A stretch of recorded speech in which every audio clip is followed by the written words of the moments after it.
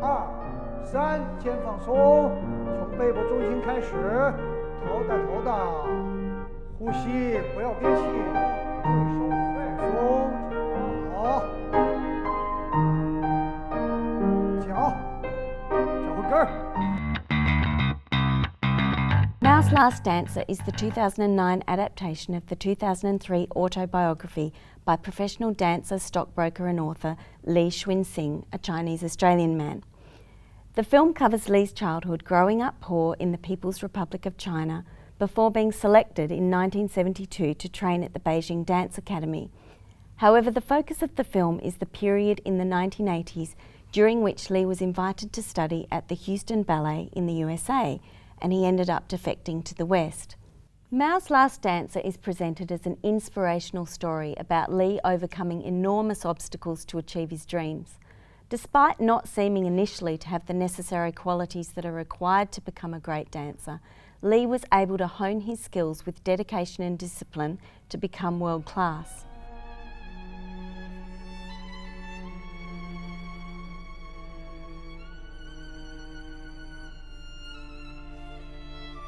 The film also goes to many lengths to portray the vast differences between China and the US, with Li being astonished to encounter so much wealth and materialism when he initially arrives in Houston.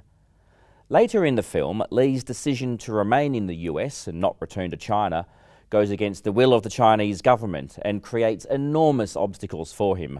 In his only acting credit to date, the Chinese-born British ballet dancer Chi Cao plays Li as an adult.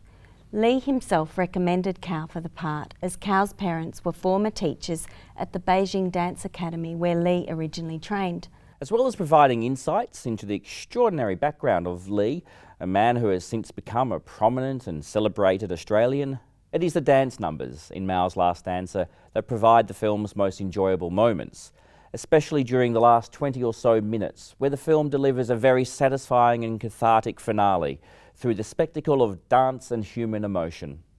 The dancing in this film is a real highlight. I just loved it, especially as we just said, the last scene where I think it's the rites of spring, and there's just this magnificent dancing, which I think was done by the Sydney Ballet and the Sydney Dance Company, and it was choreographed by Graham Murphy.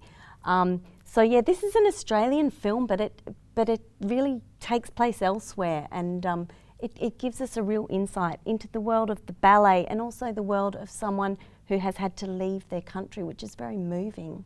Yeah, all those scenes are showing us what he went through trying to refuse to come home to China and stay in America are really, you know, they're difficult scenes. And I think it's to the film's credit they portray the mentality of the Chinese government with a fair amount of integrity.